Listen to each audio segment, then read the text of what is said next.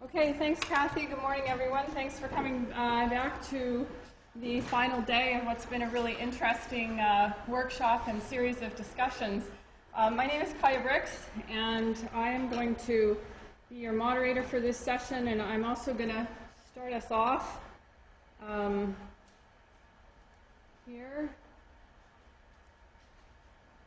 So I'm going to take a bit of a different perspective on some of the discussions that have happened over the last couple of days and shift to a perspective on that's oriented in management and is focused on institutions. I'm first going to just give you a bit of orientation and context to that topic and ground it in some literature, and then look at some research that I've done to try to address this in a way that is an interest of mine.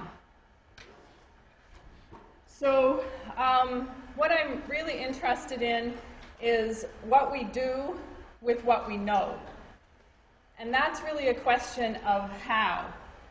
We've historically had this separation between science and policy for very good reasons. I'm not sure that we continue to have the same kind of luxury of that distance that we have had in the past when we're dealing with a very rapidly changing environment and the dynamic nature of need that arises from that kind of environment.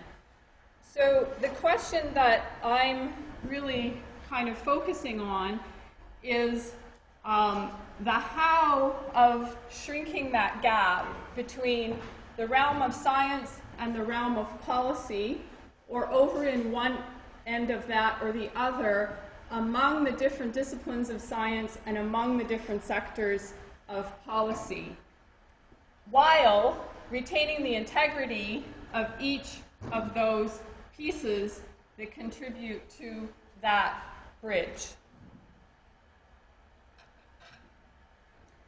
So we all know that this is what we are looking at in the Arctic. And then the question really is, what do we do? The stakes are pretty high. So before we get to this kind of place, what can we do? If we arrive at that place, maybe we only end up with one choice. But if we consider the place that we're at before this break point, what do our choices look like?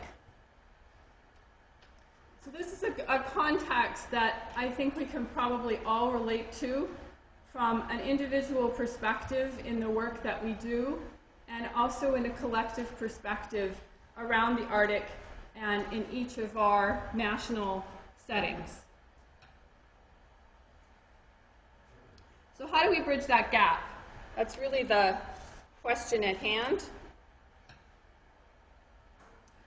And institutions can play a role in what that looks like. We all belong to an institution that has different definitions. A family is an institution. The work that we belong to is an institution. And we can take that all the way up to something like the United Nations. But each institution has a definition that is about structure, rules, process, policy, and authority. So that gives us our starting place for what we have as options within institutions for how we might move forward. In the US, the domestic governance structure looks kind of like this. And I think that it's pretty obvious that we can say that these entities that are institutions represent different regimes that are sectorally based, and they are fragmented.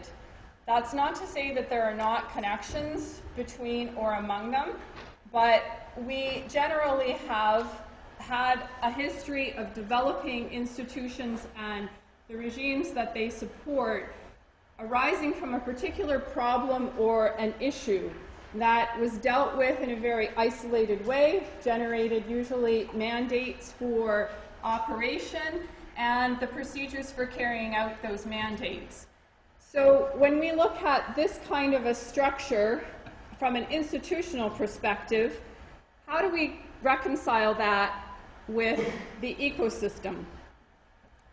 This doesn't necessarily look like what we have from an institutional structure. So yes, there are connections here at the ecosystem level, there are connections at the institutional level, but how well do those match each other? That's a question of fit. So within institutional literature, fit is defined as the compatibility of an institutional regime with the environment it's designed to serve. And the goal or the movement there is really about sustainable results. So we might conclude from what we're looking at from an institutional perspective and an environmental perspective that we don't necessarily have a good fit. So let's talk for a minute about institutions in action. That is referred to in institutional literature as interplay. So it's the influence of one institution on another institution towards a particular outcome.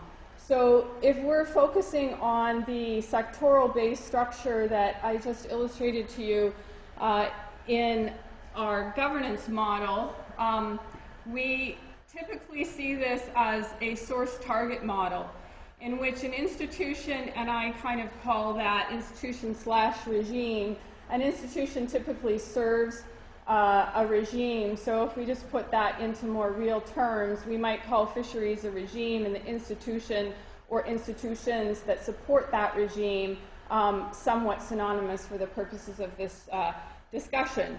So in this model, the source entity or institution and regime is looking to influence another institution or regime in a particular way for a particular outcome. So we're looking at a model that is hierarchically based, driven by a problem and a mandate, and usually is a top-down, unidirectional, static influence to try to move a particular other institution in the direction that the source institution is after. So just to put more of a point on that in terms of reality, if we take the regime A as being endangered species and regime B as being the fisheries, the endangered species in the U.S. governance context has a mandate to prevent extinction. And fisheries that are common prey for some of those endangered species are perhaps in a place of competitive interaction. So the endangered species regime may say, we need to have access to some of those fish for the survival and minimizing the risk of extinction for the endangered species. So that regime of endangered species is seeking to influence the regime of fisheries in a very directed way based on a specific mandate and a certain authority.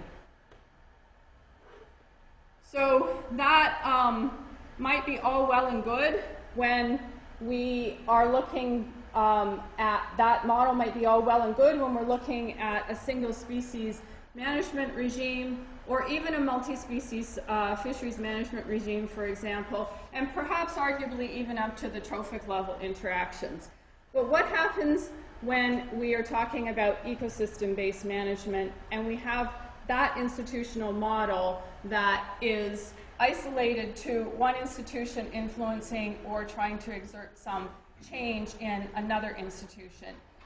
So in a rapidly changing Arctic environment, that becomes an even more challenging question because we're looking at a multitude of factors, sectors, players, and the underlying changes in the biogeophysical environment that are happening at a scale and at a rate that we have not traditionally grappled with in the classic model of institutional dynamics.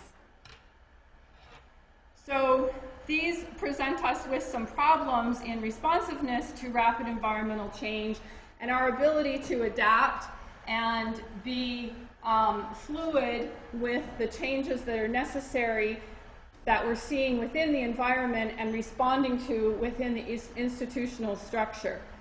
So really, we arrive at the question of how we consider the issue of fit in a complex system. Complexity both from the biogeophysical standpoint and complexity from the institutional standpoint.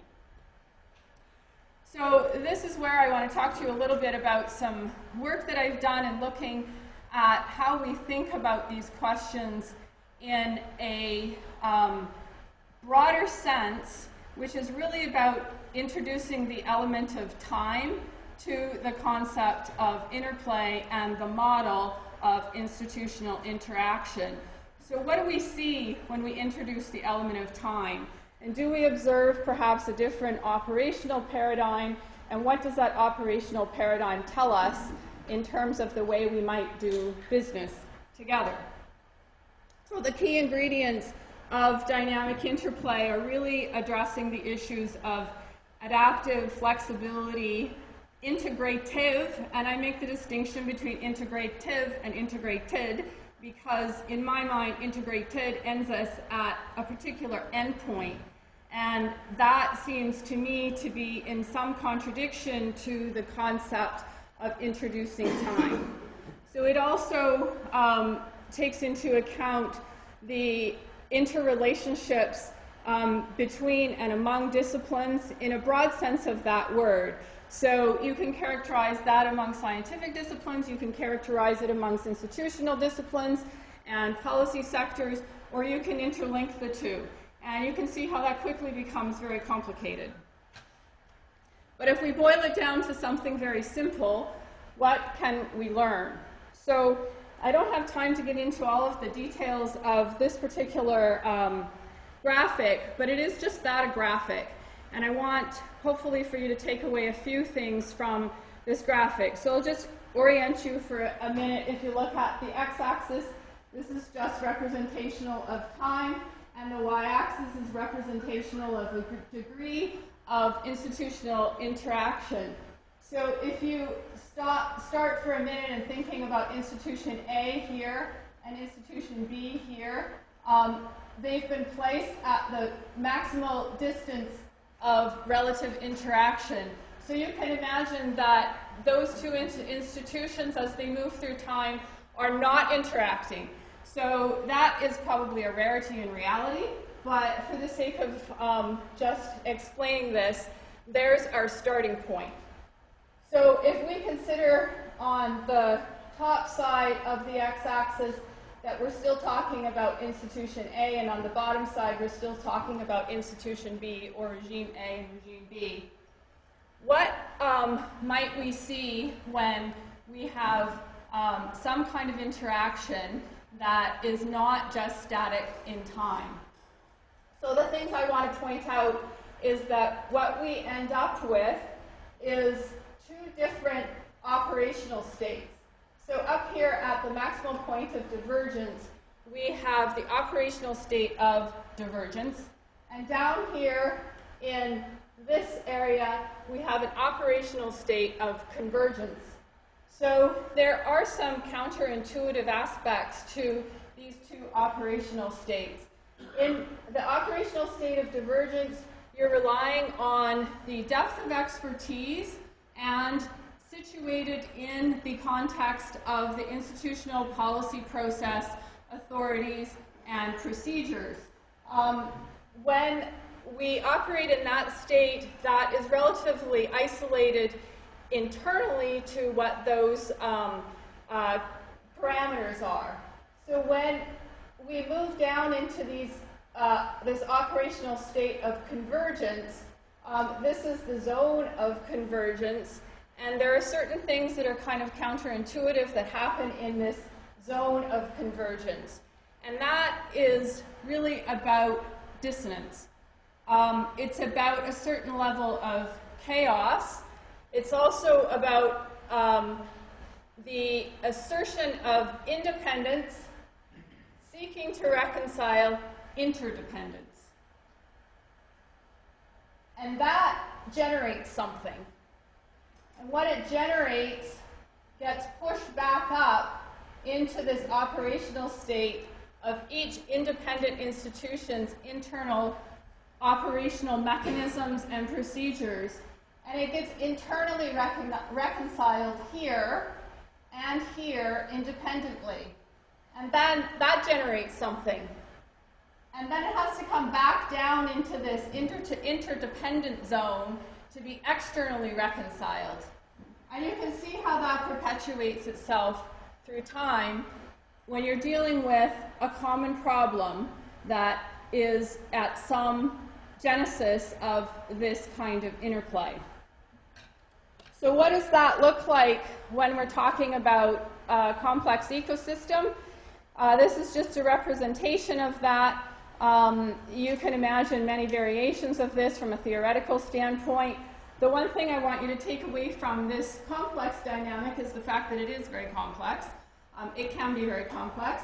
The other thing that I want you to take away from this is borrowing loosely a notion from chaos theory about fractals and the self-similarity. So the principle that's in operation here is one that I refer to as mirror oscillation. And that principle is scalable. So it's the same at whatever scale that we're talking about. You and me having a conversation about a particular problem, or the UN talking about whatever the problems are that arrive in their arena. So how does that translate into the real world? So this is just a case representation that I alluded to in the beginning between endangered species regime and a fisheries regime. So this is a case very familiar to those who work in Alaska as a complex and contentious political situation that involves a lot of science on both regimes and a lot of policy and politics on both regimes. So it also has the advantage of having quite a long longitudinal narrative, 25 years or so. And in the beginning of this divergence was about as maximal as you could get. These two regimes literally did not talk to each other. And that changed over time for various reasons. So there are preconditions to this and drivers that I don't have time to talk about. But you can see the representation here of this divergence shifting, and there's some things that happened here that caused this initial zone of convergence, and then this pattern that I referred to in the theoretical model, all towards an iterative output. So the dynamic aspect of this is that there are inputs all the way along this process. So they happen both in the operational state of divergence and in convergence, and they move forward in an iterative and progressive way. So some of the qualities of the zone of convergence shift as a result of that as well. So the level of chaos or dissonance diminishes. So there's a progressive spiral, if you want to think about it that way, for some of the qualities of these operational states as you move through time as well.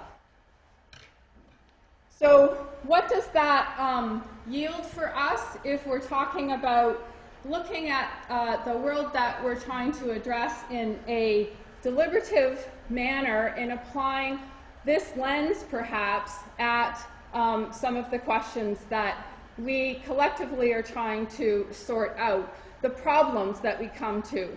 So how do we think about this from a theoretical standpoint, and then what does it gain us if we try to look at our operational standpoint through that lens? So I was really interested in Liz, our Norwegian colleague's explanation yesterday when she said some of this feels like diving into the deep water and swimming like mad and wondering if you're going to come to the surface. And I thought that was really apt. I thought, well, if she doesn't mind, I'll borrow that image for a minute, because I want to tell you that in this dynamic situation, yes, you do come to the surface. But you come to the surface in a different state than you went down into the bottom with. But that's a good thing, because that's how we're grappling with the complexity of the problems. So when we're down there, we don't know what we're going to see. We don't know what it's going to look like when we bring it back to the surface. So that's a quality of emergence that is grounded in the process rather than in the outputs. And that probably is one of the central characteristics of looking at things through this lens, is that it allows for adaptation, it allows for the dynamic movement, and it is emergent. So when we're dealing with complex adaptive systems, the value of emergence is great because we don't know what we have until we put it all together. So some of the take-homes from this are that perhaps this lens gives us the ability to think about complex environmental systems in a complex way from an institutional standpoint that might arrive at a better fit to the environment that these regimes or institutional collections serve. The collective interaction is vital to achieving sustainability in complex adaptive systems. And what does this end up meaning for the way we do business? It might mean that we think about the functional dimensions of our relationships from an institutional standpoint, perhaps more so than the structural components. It relies on the depth of that expertise coming together without losing the integrity of any individual aspect. And is this new? I'm going to leave you to answer that question for yourself.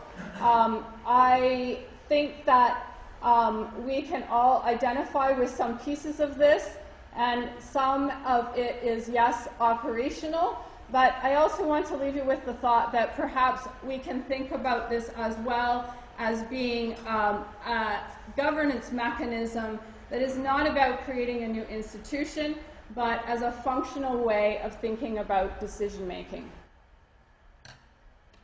Thank you.